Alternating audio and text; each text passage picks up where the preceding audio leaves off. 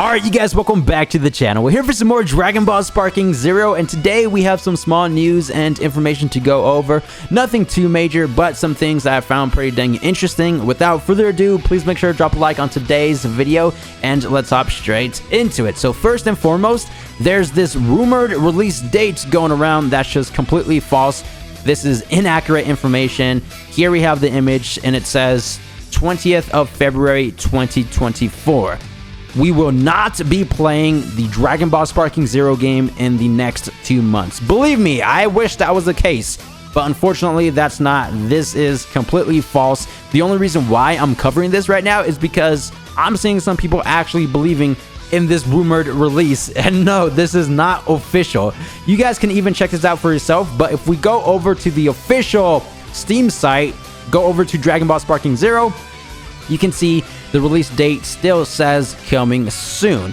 Even on the Japanese Sparking Zero site, right there in bold words, it says coming soon. So whenever we do get the official release date, I'll be sure to let you all know, so stay tuned. For the next piece of information that we have here today, massive thanks to Dragon Ball Defender for sharing this. We do have an image from the official trailer, but they went ahead and tweeted out, guys, it appears we will be button mashing instead of using the analog stick for key clashes. And here on the left side of the screen, it definitely seems like we have the circle preset from the PlayStation controller, and on the right side of the screen, it seems like we have the cross input, right? This is literally only for one frame of the trailer, so I was very surprised when they found out about this. So I also went ahead and pulled up the official trailer that we have here. I decided to do my own detective work, and yeah, it definitely seems like we have the PlayStation controller inputs. So right here, if we go ahead and stop it at the right time, right there, and then just go frame by frame real quick. Now, to be fair, I don't think those are PlayStation inputs at all. I think those are just effects from the actual energy waves. So hear me out. If we pay attention over here on the right side of the screen, we can kind of see this blurred out mirror effect going on.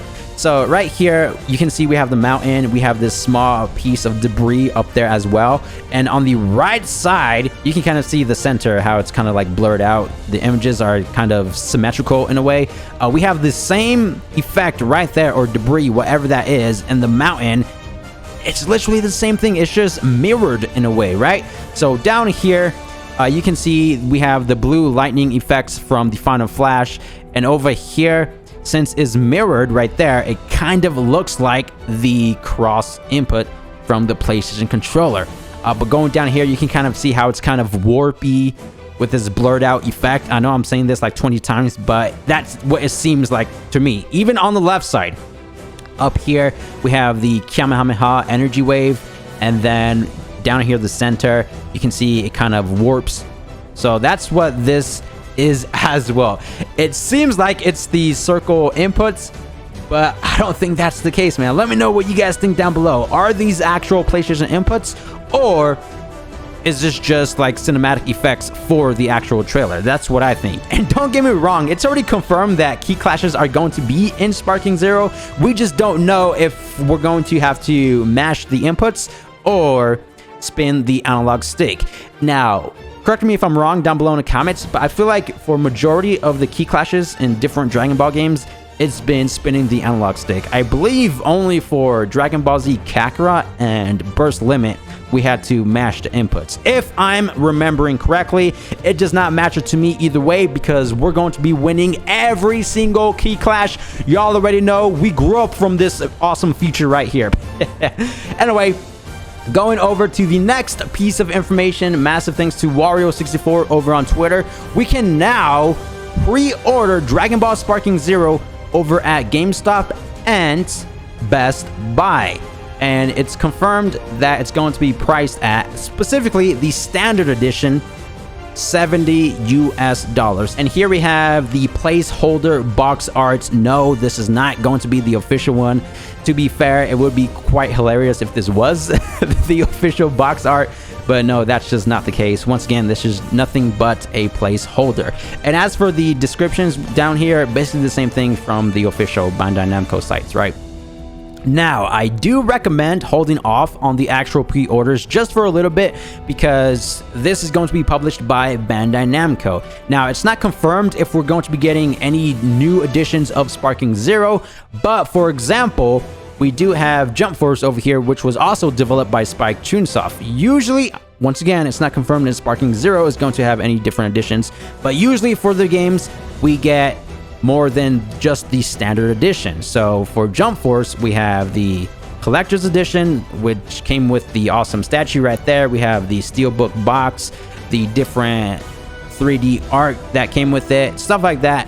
The Ultimate Edition, you know, we got exclusive items for our custom characters, the character pass, exclusive DLC, and 3-day early access to play Jump Force. Pretty dang cool. So unless you know for certain that you're going to be getting the standard $70 version of Sparking Zero, then feel free to go ahead and pre-order. But unless you usually get any of the Ultimate or Collector's Edition, then definitely wait for that. Once again, I do want to reiterate that it's not confirmed that Sparking Zero is going to have any of the different editions, but again, usually they do.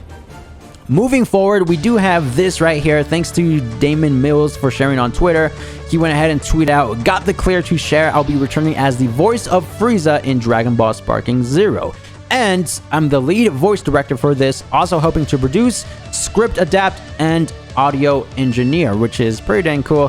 Thank you, Orcatron 5000 and Bandai Namco US. Can't wait. Yo, I haven't seen the Orcatron 5000 logo in ages. So if you don't know, Orcatron 5000 is a recording studio that started, I believe, in the late 2000s.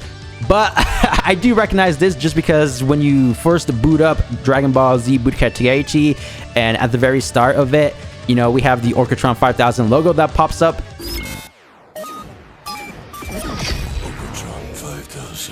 And it's just completely nostalgia when I just saw this name. Hopefully, that's in the intro of Sparking Zero. That would be pretty dang epic if it is. Now, over here, we do have some information about the offline local multiplayer. I'm not too sure if it's going to be implemented or if we're not going to be getting it at all. But we have Shonen Games. Massive thanks to them. According to the PlayStation and Steam pages, Dragon Ball Sparking Zero will have no local multiplayer. So if we go ahead and go over to the actual Steam page, it only says single player and online player versus player. We also have the PlayStation Store right here as well. Supports up to 2 online players with PlayStation Plus, online play optional, 1 player, and 2 online players. Whenever they refer to 2 players, it's always online. So a lot of people are worried that we might not be getting offline local multiplayer for Sparking Zero. I mean, according to the PlayStation Store, the Steam Store, even the official English version of Sparking Zero right here, it only says supports single player, offline, and multiplayer online. If that's the case, you know, Sparking Zero ending up with 0 offline local playability, then that's definitely a big shame in my personal opinion. I mean, don't get me wrong, I do play online games majority these days, but I still utilize the offline local multiplayer features in Xenoverse 2, for example, play with friends and family. And you guys remember that IGN article a while back that I covered here on the channel. Stay tuned for everything Sparking Zero related.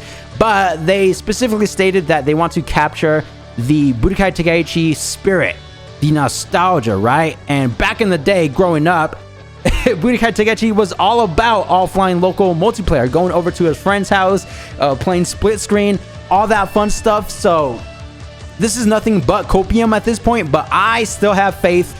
I personally believe that Sparking Zero will have offline local multiplayer, even though it says single player offline in the official Sparking Zero website, the PlayStation site, as well as Steam.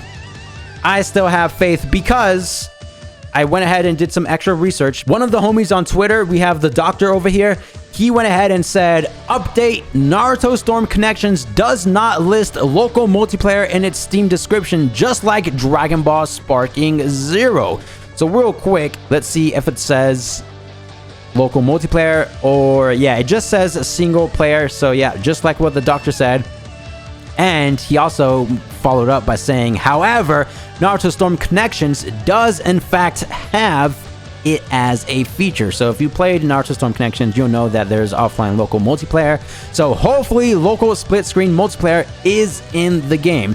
And I went ahead and did some more research. If we take a look at the developed games specifically by Spike Chunsoft, we can see that we have a pattern going on. So for the sake of Sparking Zero, we're going to go ahead and look at all the games that Spike Chunsoft developed, and that was also published by Bandai Namco Entertainment. So first and foremost, we do have J-Star's Victory Versus, once again published by Bandai Namco.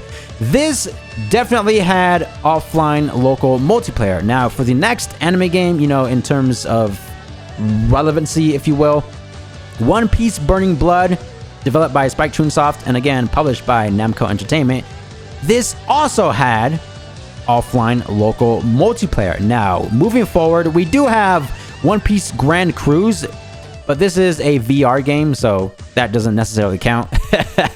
So the next real one is Jump Force, and Jump Force does indeed have offline local multiplayer.